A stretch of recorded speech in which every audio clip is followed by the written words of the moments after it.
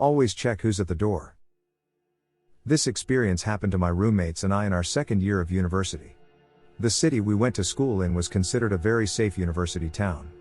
The most we had heard of happening was drunk morons doing typical drunk moron things. This was also the first time that we were all really living on our own. First-year residences are nice, but it's basically an extended summer camp rather than a typical living situation. The four of us girls lived in a nice townhouse that never once had a creepy vibe or weird neighbors in the months we had lived there.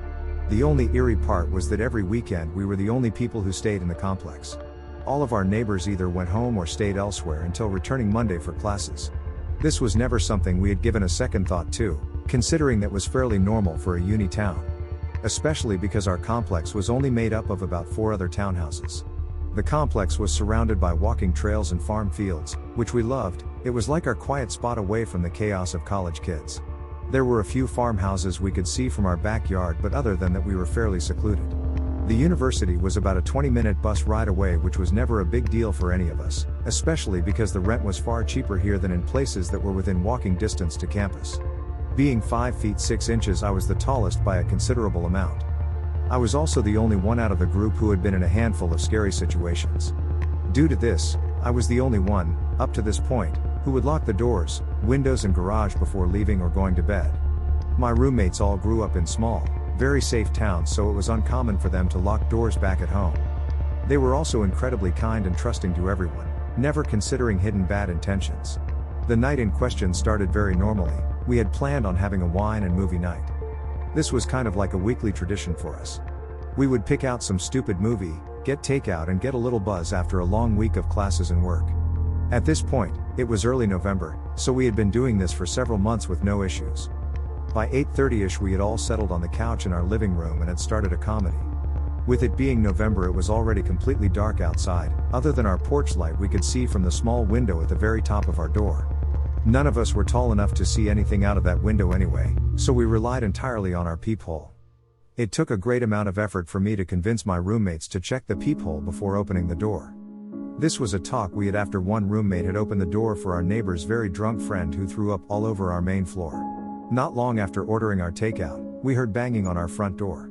Jess made a joke about how the delivery guy must have taken a helicopter to get here this quickly. Especially considering the place we ordered from was very close to campus. It was not a typical delivery guy's knock either, but between the few glasses of wine and carefree attitude of the night, we didn't really pay it too much mind. It was my roommate's turn to pay this week. I'll call her Meg for the sake of the story. Out of the group, she is the smallest, barely 5. She is also the most trusting person I think I have ever met. She ran up to her room to grab her wallet. This took at most 30 seconds. During this time the banging continued and was getting more aggressive. I figured maybe it was cold or he had other shit to do, so we yelled up to get her to hurry. The banging continued to get harder and harder, and I started to feel a bit uneasy. When she came back down I told her to check the peephole before opening it, as she was usually the one to just open up. She got to the door and looked out the peephole. She could barely reach it on a good day, so when she said she couldn't see anything, my other roommate and I got up to help. My second roommate, I'll call her Jess, is a very funny person. There are very few things that she would not turn into a joke. Jess got to the door before I did and looked out of the peephole. The person on the other side still banging away. When she turned to look at me I knew something was wrong. She looked incredibly confused, a look I had rarely seen from her, as she was very clever. Within a second, she had gone back in for another look. This time her face was not confused, she looked afraid. This made my stomach knot up. She is a horror movie fanatic and she doesn't scare easily. I think someone is covering the peephole, she shouted at us. This time I looked out of the peephole, seeing that something was covering the peephole. We could still see the porch light shining through the window at the top. So we knew it was not a case of it being too dark to be able to see what was going on. By now our other roommate, whom I'll call Ann, had walked down the hall trying to find out what was going on. She was easily the drunkest of the 4 of us, even sober though, she seemed to think she was invincible. "What is your problem? Open the door." "The poor dude has his hands full," was Ann's wise idea. Jess and I explained what was going on. At this point Meg, Jess and I all had a gut feeling that something was wrong. That is when Jess asked Meg to check the website she had ordered our food on. Meg had not placed the order. Between the wine and the silliness of the earlier night, she had selected our food but did not finish the last step. The banging continued as our situation started to sink in. And still did not seem to grasp what was happening and tried to unlock the door. Stop, I snapped at her. Immediately I knew it was too loud. For the first time, the person on the other side of the door spoke. This is the police, open the door now. We have a few questions to ask you. A man's voice practically growled back at us. This sobered me up right away. I looked over at Meg, who was already welling up, then at Jess, who had gone completely pale. At this point, and also realized something was not right and froze, which is the least, and thing she could have done. The banging was getting increasingly harder, to the point we could physically see the door breathe with each hit.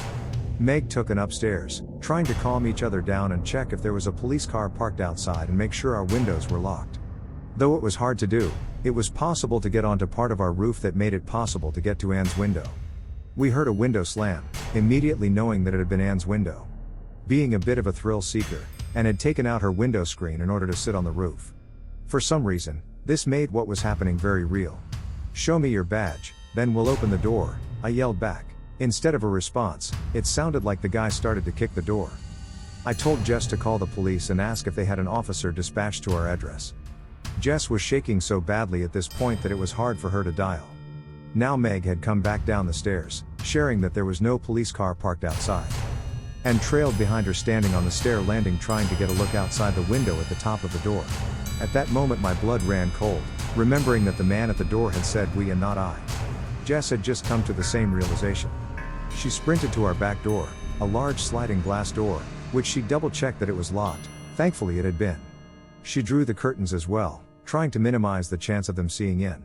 Within a minute, the knocking started at our back door as well. Thank God she had closed the curtains, because the idea of seeing whoever was doing that still gives me chills. Uncover the peephole and show me your badge, I yelled again, trying to sound as intimidating as a young college girl could. We were met with silence, which was so much worse than the banging. What is your badge number at least? Prove to us that you are the police, I screamed, trying to keep my voice from breaking. The only response I got back was a gravelly I can't do that. Jess had handed her phone off to Meg, who was sobbing now, trying to speak to the dispatcher.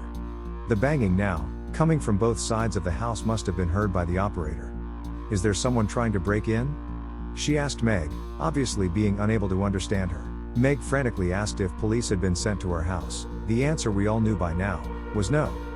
Meg babbled that at least 2 men tried to get us to unlock the door by impersonating a police officer. Try to stay calm, stay on the phone with me. Police are on their way to your address, the operator told Meg. How long will they be? Meg asked back. No more than 10 minutes, she responded. That made Meg cry harder, realizing just how long 10 minutes really is. The door was being hit so hard I worried it would break. Jess ran back toward our back door, making me worried that our kitchen window had been open. Trying to think, I put a chair under the doorknob and sat down, hoping the door would hold. Jess came back to the front door, holding a kitchen knife and a fire extinguisher, which were the only things we had to protect ourselves with in case they got in. Anne, now sitting on the landing, flinched with each hit. Anne was farm tough and had no issue dealing with animals 3 times her size. What was happening now, though, was entirely different. We had nothing to really deter whoever wanted in. No prods and no backup until the real police show up. Not like what she was used to. She grew up having family as her neighbors her whole life. If anything were happening, her uncles and grandfather were at her front door in a minute flat. Anne's I'm invincible attitude was long gone. She was now as scared as the rest of us, only having some wood and glass keeping these men out. Each hit to the back door made me expect whoever was there to break through the glass. Open the fucking door, the man yelled at us, not caring if we thought they were police anymore. Then it got very quiet again, which made me want to throw up. The only thing worse than what was happening was not knowing where the men were. The idea of both men moving to the back door made me absolutely terrified. If they really wanted to, it would very little effort to smash through the plate glass. Instead, the knocking at the back door had completely ceased. Within seconds of that, the front door started being hit again. Trying to wrap my mind around why they would leave the easiest entry, for a heavy wood. I realized the back door was visible to the main road. Whether they had seen a car or heard us talking to the police, they were smart enough to not want to be seen by anyone. Jess then said something that I had not thought of. I don't think they want to rob us. There are so many houses that are empty. Why would they come to the only house with the lights on? She hissed. My whole body went cold. I did not have an answer. All I could say was, fuck. You're right. Meg clearly felt the same, because at this point she was practically hyperventilating. The 3 of us stayed quiet for a minute, awful scenarios running through our heads. And moved back up the last few steps and out of sight of us. The operator, who we had forgotten was on speaker, spoke, which practically made me jump out of my skin. She must have felt how terrified we were, and tried to calm us down. The police are 2 minutes away, they have their sirens turned off, and the lights are on. You should be able to see them very soon. Stay on the phone with me so I can confirm when they are outside for you, she said. The men outside were starting to seem desperate. The sound of glass shattering had me turning to the back door, fully expecting to go into a fence, but the door was still intact. Instead, our porch light, the only light illuminating our dark street, went out. Which put 2 and 2 together for me. Understanding that they had destroyed the only way we would have been able to identify whoever was on the other side. "Fuck you little whores," a voice we hadn't heard before, whoever was at the back door spat. This was worse than the initial speaker. It was full of so much hate and venom that it scared me more than the banging. He was so calm, intent on whatever his goal was. It didn't feel like how the first man had sounded. Up until this point, I could have convinced myself that they had wanted our valuables. But this voice made me understand that he had wanted us. To this day, I have never heard a voice come close to that level of malice. It sounded like he wanted to inflict serious harm on us, and if he had gained entry, I know he would have. Somehow I wanted the first man to speak again, instead of whichever sick bastard had just spoken. I looked at Meg. I know how terrified I must have looked. Until now, I may have done a half-decent job at hiding how scared I was. But that voice ruined my ability to stay stone-faced. Meg looked like a scared little girl, and that me panic. If they got in, there is nothing I would be able to do to stop them. Not for me, and not for my friends. We would have been at the mercy of the monster outside. Jess had practically stopped breathing. It was like the oxygen had been sucked out of the air. It was so quiet it sounded like a gunshot when our mailbox opened. Anne ran back down the stairs. "I see the sirens, they're coming down the main road now," she whispered, hoping not to have the men hear. The same man spoke again one more time, so slowly that I almost thought he was done after each word. In that same awful, calm voice he read out a letter addressed to the 4 of us. Our neighbor must have put it in today. She had planned a potluck for the next week. None of us thought to check the mailbox after we had talked to her in the driveway this morning. Jess, Meg, Anne, up. Those are nice names. "I'll be back soon, girls, then we'll have some fun." I felt tears rolling down my face. I hadn't realized I had started crying. But I knew he meant what he had said. I tried to pull my mind out of the dark pit that sentence had sent it to. Waiting, praying that the police had surprised them. Hoping they would not get the chance to come back. The silence continued, none of us dared to speak, worried that we would not hear if they moved to another point of entry. Instead, the silence persisted for what felt like a lifetime. The operator was the first one to speak again, telling us that the police are out front. She told us to stay in the house until the police knocked on the door. The kind woman stayed on the phone with us for several more minutes while the police searched around the area. Finally, the real police showed their badge to the peephole before even knocking to try not to scare us. The operator told us that we had done well and that we were in good hands now. We opened the door to be met by 2 kind-looking, older police officers who we let in. Glass shards covered our front stoop from our porch light. It looked like it had been ripped out of the wall and smashed onto the concrete below. There were several police cars out front of our previously quiet home. The headlights on all of the cars were shining down the street towards the walking trail. We spoke to the officers who took a report from us. They asked us to describe the night's events, in detail. They asked us if we saw them at all, and we explained how the peephole had been covered and the light had been smashed before moving away from the door. The officers advised us to speak to our landlord about at the very least security cameras. The older officer then closed the pad he had been writing in and looked up at us.